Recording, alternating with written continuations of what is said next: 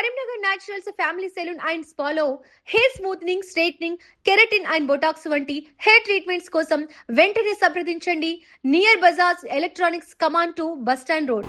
తెలంగాణ రాష్ట్రంలో ఈరోజు తీవ్ర వర్షాభావ పరిస్థితులతోటి రైతులు కొట్టుమిట్టాడుతున్నటువంటి సందర్భంలో ఉన్నటువంటి ఏకైక ఆధారు తెలంగాణ రాష్ట్రంలో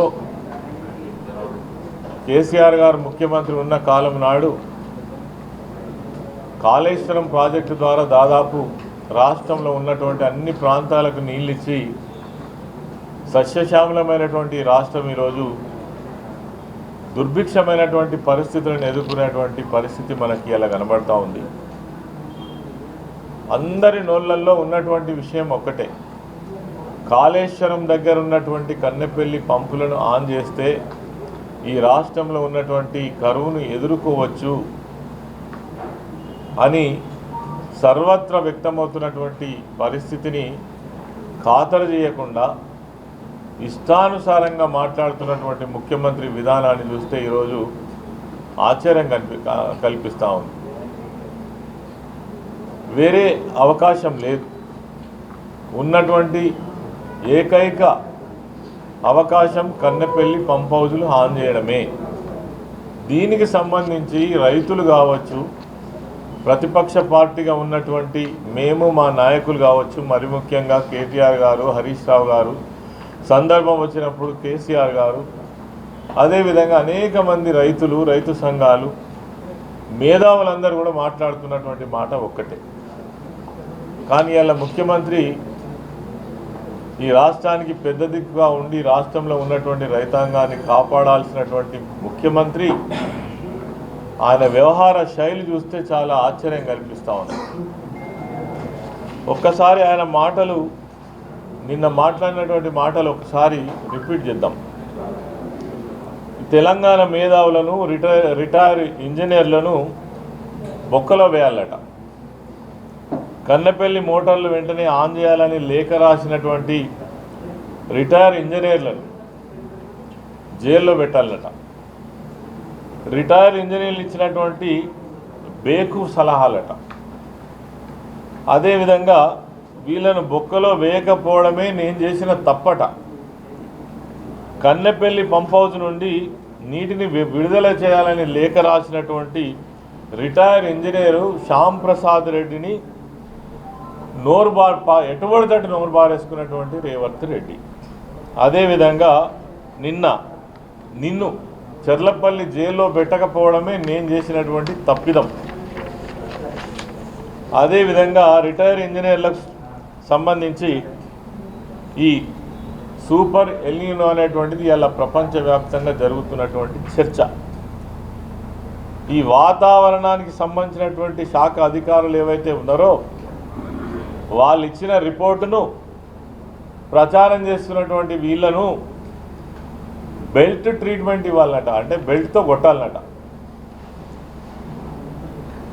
ఇది రేవంత్ రెడ్డి మాట్లాడుతున్నటువంటి విధానం.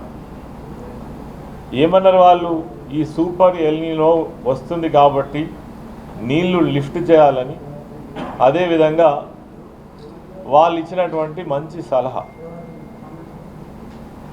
దీన్ని పాజిటివ్గా తీసుకుంటారు ఎవరైనా ముఖ్యమంత్రి స్థాయిలో ఉన్నటువంటి వాళ్ళు. నాకు తెలిసి చాలా సంవత్సరాల నుంచి రాజకీయాలలో ఉంటున్నాం మేము. భారతదేశ చరిత్రలో ఇటువంటి ముఖ్యమంత్రి, ఇట్లా మాట్లాడినటువంటి ముఖ్యమంత్రిని అయితే ఇదివరకు చూసి ఉండం. అసలు ఏం జరుగుతుంది, దశాబ్దాల కాలంగా పనిచేసినటువంటి రిటైర్ ఇంజనీర్లు వాళ్ళకు ఒక ఆరాటం, ఆతురత ఉంటుంది. మనం ఈ రాష్ట్రంలో ఇరిగేషన్ డిపార్ట్మెంట్లో పనిచేసినాం, మనకు మంచి చెడ్డలు తెలుసు కాబట్టి ఈ ప్రభుత్వానికి ఒక సలహా ఇస్తే ఏంది రైతుల పక్షాన అని అనుకొని రిటైర్డ్ ఇంజనీర్ల సంఘం తరఫున వాళ్ళు ఒక సలహా ఇస్తే వాళ్ళని బొక్కలో వేయాలట, బేఖూఫ్ సలహాలట. ఇది నిజంగా కూడా రేవంత్ రెడ్డి ముఖ్యమంత్రి అహంకారానికి పరాకాష్ట. అదేవిధంగా కన్నెపల్లి పంపులు ఆన్ చేయాలి, నీళ్ళు ఇవ్వాలని ఒక లేఖ రాస్తే బాధ్యత కలిగినటువంటి ప్రభుత్వం ఏదైతే ఉంటే అది నిజంగానే నీళ్లు లిఫ్ట్ చేయొచ్చా చేయరాదా ఒక జవాబుదారీతనంతో ఆ లేఖకు నిజమైనటువంటి సమాధానం ఇచ్చేటువంటి ప్రయత్నం చేస్తారు. అది ముఖ్యమంత్రి కాకపోతే సంబంధిత అధికారులైనా మాట్లాడతారు.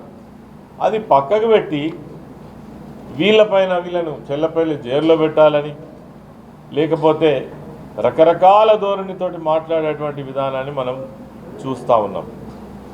మరి ఈ రేవంత్ రెడ్డి ముఖ్యమంత్రి అసలు ఏమనుకుంటున్నాడు, ఏం చేయాలనుకుంటున్నాడు? ఈ రాష్ట్రాన్ని గోదావరిలో నీళ్లున్నాయి, కన్నెపల్లి దగ్గర నుంచి లిఫ్ట్ చేసేటువంటి అవకాశం ఉన్నది. ఉంటే ఆ విషయాలను నిజాలను చెప్తే తప్ప, ప్రభుత్వం దృష్టికి తీసుకొస్తే తప్ప, నిజంగా కూడా మొన్న కేటీఆర్ గారు మా పార్టీ తరఫున కన్నెపల్లి లక్ష్మీ పంప్ హౌస్ దగ్గరికి వెళ్ళి నీళ్లు ఉన్నాయా లేవా అని పరిశీలిస్తే ఆనాడు నిఖారంగా 98 టీఎంసీల నీళ్లు మరి ప్రవాహం పోతా ఉన్నది. ఆ రోజు మేము స్పష్టంగా చెప్పినాం, ఇక్కడి నుంచి మేడిగడ్డ దగ్గర గేట్లు దించకుండానే అక్కడ నీళ్ళు ఆపకుండానే 14 కిలోమీటర్ల డిస్టెన్స్ ఉన్నటువంటి కన్నెపల్లి పంప్ హౌస్ దగ్గర నుంచే పంప్ చేయవచ్చు. రాష్ట్రంలో ఉన్నటువంటి రిజర్వాయర్లు కావచ్చు, చెరువులు కావచ్చు, మొత్తం రాష్ట్రంలో ఉన్నటువంటి మొత్తం నీళ్ళు అన్ని ప్రాంతాల్లో కూడా పంపొచ్చు అని ఆ రోజు చెప్పడం జరిగింది. అదొక తప్పిదం కింద ఇలా కేటీఆర్ను పట్టుకొని, కేసీఆర్ను పట్టుకొని, హరీష్ రావును పట్టుకొని ఎటంటట్టు మాట్లాడుతున్నటువంటి విధానం చూస్తే చాలా ఆశ్చర్యం కల్పిస్తూ ఉన్నది. అదేవిధంగా ఈ బూతు పురాణం, అసలు ఒక ముఖ్యమంత్రి స్థాయిని మర్చిపోయి మాట్లాడుతున్నాడు. ఆయన ఫ్రస్ట్రేషన్లో మాట్లాడుతున్నాడు.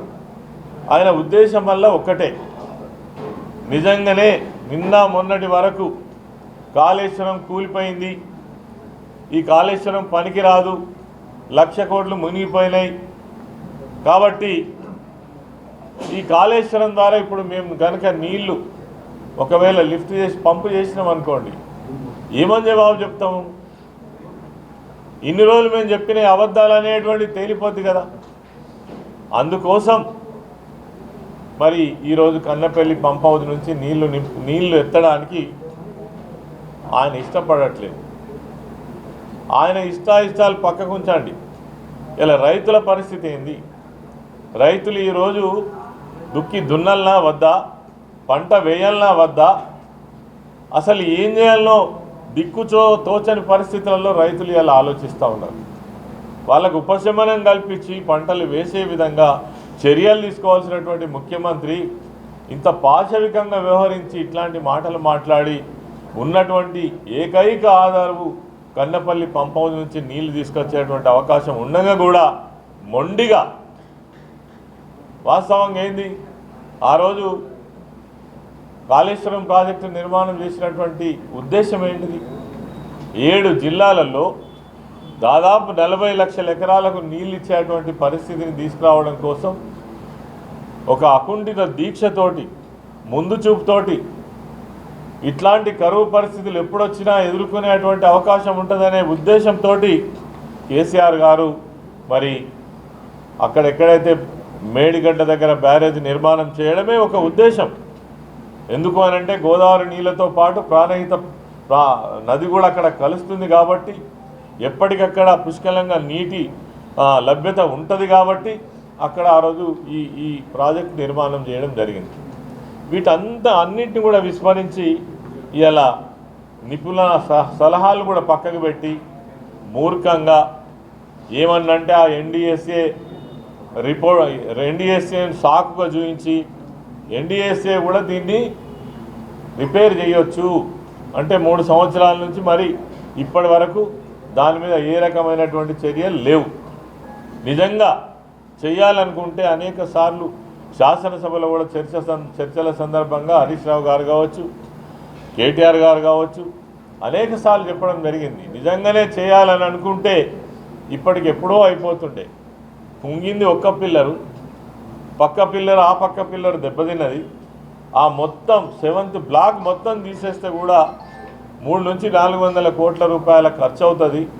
దానికి ఎల్ఎన్టీ సంస్థనే నిర్మాణం చేసిన సంస్థనే ముందుకొచ్చి మేము చేస్తామని ముఖ్యమంత్రికి చెప్పినప్పటికీ కూడా దాన్ని పట్టించుకోకుండా ఇలా కావాలనే దీన్ని అట్టిపెట్టి మరి ఇలా రైతులను గోసపుచ్చుకునేటువంటి చర్యలు ఈ ముఖ్యమంత్రి చేయడం జరుగుతూ ఉంది. ఇంకా ఒక విషయం ఏంటంటే, ఈయనకు తెలంగాణ ఉద్యమంతో సంబంధం లేదు. తెలంగాణ ఉద్యమంలో ఈరోజు ఉన్నటువంటి ఇరిగేషన్ శాఖలో పనిచేసిన ఇంజనీర్లు కావచ్చు, అదేవిధంగా జర్నలిస్టులు కావచ్చు, రాష్ట్రంలో ఉన్నటువంటి అనేక మంది వ్యక్తులు శక్తులు అందరూ కూడగట్టుకొని ఆనాడు కేసీఆర్ గారి నాయకత్వంలో ఉద్యమం చేస్తేనే తెలంగాణ రాష్ట్రం ఏర్పడ్డది. ఇలా వాళ్ళను కూడా గౌరవించేటువంటి సంస్కృతి లేదు. అదేవిధంగా ప్రెస్ మీట్ సందర్భంగా ఒక జర్నలిస్టు సార్ మరి పంటలకు నీళ్ళు ఎట్టిస్తారని అడిగితే వాళ్ళను కోసి రక్తం చల్లితే పంటలు పండుతాయని ఇంత కర్కశంగా, ఇంత మూర్ఖంగా, ఇంత దుర్మార్గంగా మాట్లాడినటువంటి ముఖ్యమంత్రిని కూడా మనం ఎప్పుడు చూస్తున్నాం. అందుకే ఈరోజు బేషరతుగా ఆయన ఏదైతే రిటైర్ ఇంజనీర్లను కావచ్చు, జర్నలిస్టులను కావచ్చు, రైతులను కావచ్చు మాట్లాడినటువంటి మాటలు బేషరతుగా వాపసు తీసుకోవాలి. అదేవిధంగా బేషరతుగా క్షమాపణ చెప్పాలని ఈ సందర్భంగా నేను డిమాండ్ చేస్తూ ఉన్నాను. ఎందుకంటే నువ్వు మాట్లాడినటువంటి మాటలు మామూలు మాటలు కావు, రైతుల గుండెల మీద తల్లేటువంటి మాటలు, మా జర్నలిస్టులను అవమానపరిచేటువంటి మాటలు, రిటైర్ ఇంజనీర్లను వాళ్ళను అవమానపరిచేటువంటి మాటలు ఈరోజు మాట్లాడినటువంటి ముఖ్యమంత్రి ఇది తగదు. కాబట్టి వెంటనే తక్షణమే వాళ్లకు క్షమాపణ బేషరతుగా చెప్పాలని కూడా డిమాండ్ చేస్తూ ఉన్నాం. అదేవిధంగా అంటే నీళ్ళెత్తకుండా ఒక సాగు చెప్తా ఉన్నారు. మేడిగడ్డ దగ్గర గేట్లు మూస్తే భద్రాచలం పట్టణం మునిగిపోతుందని చెప్తా ఉన్నారు. ఇంతకంటే అన్యాయం ఏముంటుంది? భద్రాచలం పట్టణానికి మేడిగడ్డ వల్ల ప్రమాదం లేదు. ఉన్న ప్రమాదం అంతా అక్కడ కట్టేటువంటి పోలవరం ప్రాజెక్టు వల్ల ప్రమాదం ఉన్నది, దాన్ని ఎత్తు పెంచడం వల్ల ప్రమాదం ఉన్నది. కాబట్టి పోలవరం గురించేమో మాట్లాడాడు మా ముఖ్యమంత్రి. పోలవరం అనుమతుల కోసం కాంగ్రెస్ బీజేపీతో కలిసికట్టుగా వాళ్ళ అనుమతులు తీసుకురావడం కోసం అక్కడ 7 మండలాలను ముంచుతుంటే కూడా ఈ కాంగ్రెస్ ప్రభుత్వం కానీ కాంగ్రెస్ నాయకులు కానీ దాన్ని అడ్డుకోవడంలో ఘోరంగా విఫలమై తెలంగాణ రాష్ట్రానికి తీరని అన్యాయం చేసి 7 మండలాలు ఈరోజు ఆంధ్రలో కలిపితే కూడా మాట్లాడినటువంటి రేవంత్ రెడ్డి కానీ మన సొంత ప్రాజెక్టు తెలంగాణ రాష్ట్రానికి మరి ఒక ఆయువు పట్టైనటువంటి కాళేశ్వరం ప్రాజెక్టు, దాన్ని కాపాడుకోవాల్సిన బాధ్యత నుంచి వైదొలిగి ఈ ప్రాజెక్టు మీదనే విషయం వెళ్ళేటువంటి ప్రయత్నం చేస్తున్నాడు. నువ్వు దేనికి వ్యతిరేకంగా మాట్లాడుతున్నావో నీకు అర్థమవుతుందా రేవంత్ రెడ్డి అని ఈ సందర్భంగా నేను అడుగుతా ఉన్నా. ఈ కాళేశ్వరం ప్రాజెక్టు పైన నువ్వు చేస్తున్నటువంటి విష ప్రచారం మరి తెలంగాణ ప్రజల యొక్క వాళ్ళ భవిష్యత్తు పైన నువ్వు చేస్తున్నటువంటి దుర్మార్గమైన ప్రచారం. ఆ ప్రాజెక్టు నిజంగానే ఆనాడు జరిగినటువంటి చిన్న సంఘటన, మరి దాన్ని రిపేర్ చేసుకుంటే బాగవుతుంది. చేసుకునే బాధ్యత తీసుకోవాలి. 30 నెలల నుంచి ముట్టలే పట్టలే ఎందుకు చేయలేదని అడుగుతున్నాం.